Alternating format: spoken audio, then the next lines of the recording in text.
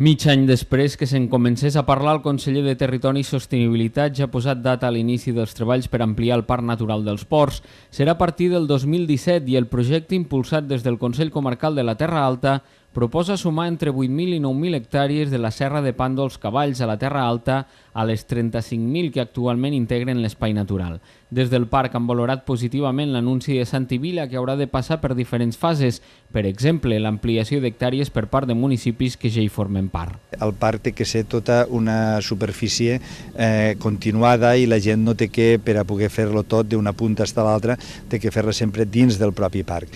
Llavors no estaria bé que tinguéssim trossos tallats i tal. Per a poder integrar aquesta part de serra de pàndols i de cavalls és importantíssim que Pinell doni una mica més, Pinell s'incorporaria a Prat de Comte, donés una mica més de superfície, Horta donés també una mica més de superfície i així poder tindre tota una línia contínua des de la punta més extrema fins a l'altra, no? Superada aquesta fase, el president del parc també destaca que caldrà abordar les despeses econòmiques que se'n derivaran de l'ampliació.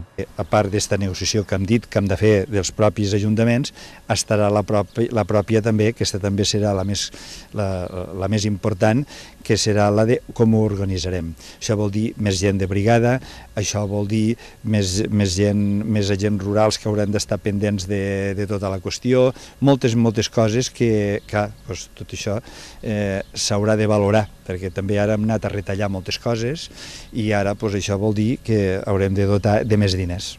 Malgrat tot, Malràs destaca que la iniciativa serà positiva per al territori. Ja portem quasi uns 12 anys de parc, de vida del parc. A poc hi ha molta afluència turística en aquest sentit i la veritat és que la marca de parc natural ha influït molt positivament dins de lo que és com un pol d'atracció aquí en aquestes terres. En paral·lel, el territori també treballa en un projecte més ambiciós, convertir els ports en parc nacional.